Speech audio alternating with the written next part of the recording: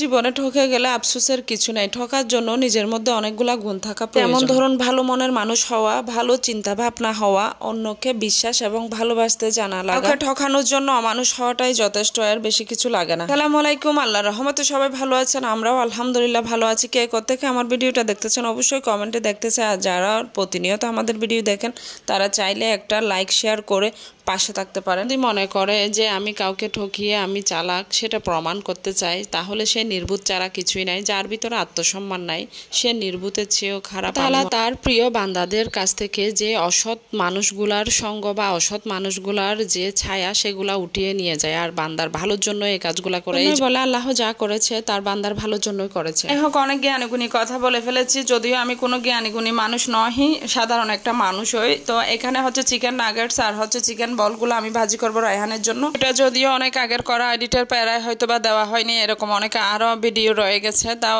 একে একে করে সবগুলা ভিডিও ছাড়ার জন্য চেষ্টা করবো। চারিদিকে এখনো পর্যন্ত কিছু কাপুরুষ নামে নরপিচাস আসে, যেগুলা হচ্ছে নিজেকে এক মুহূর্ত ভাবে না যে কতটা ছোট লোকের মতো অন্যের টাকা পয়সা মেরে দেওয়ার জন্য নিজে এবং নিজের পরিবারের সবাই ছোট হইয়ে এবং ফকির হইয়ে চলে আসে। সমস্ত মানুষগুলা চাইলে তো তাদের বউ বাচ্চা এবং সবাইকে নিয়ে ফকিরের মতো রাস্তায় রাস্তায় একটা থালি নিয়ে ভিক্ষা করলে হয়।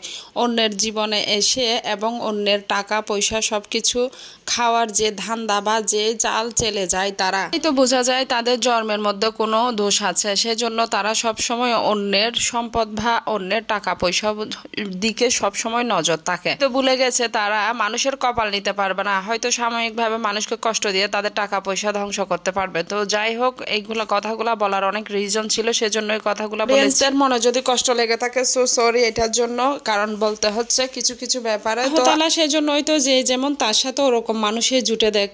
কোনো সময় গার্মেন্টস ওয়ালিকে, কোনো সময়, যদিও গার্মেন্টসকে আমি ছোট করে দেখতেছি না, তবে যেরকম তার সাথে ওরকমই মিলাই, কারণ তার তো তার চেয়ে ভালো পাওয়ার যোগ্যতা নেই এবং সেই তার চেয়ে ভালো কিছু খেয়ে হজমও করতে পারবে না, হজম হবে।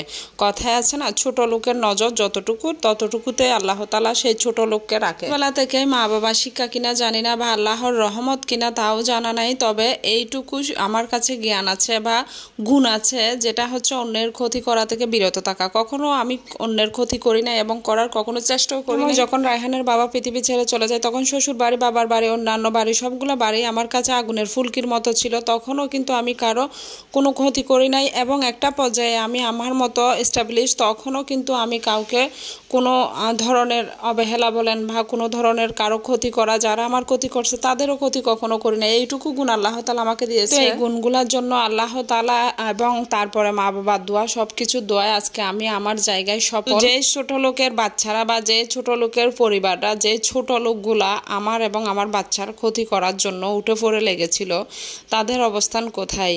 তারা তো একেবারে এমনও সময় গিয়েছে, দেখেছি শুনেছি যে রাস্তায় ঘুমাইতে হইছে। দেশে আসলে নিজেকে রাজা রাজা ভাব দেখায়, কিন্তু বিদেশ বাড়িতে দেখা যায় রাস্তার মধ্যে ওই যে লেবারগিরি করে রাস্তার মধ্যে ঘুমায়। যাই হোক, আমি কোনো প্রবাসীকে ছোট করতেছি না, কিছু কিছু প্রবাসী আছে যারা হচ্ছে আসলে এতটাই জঘন্য তা বলার বাইরে।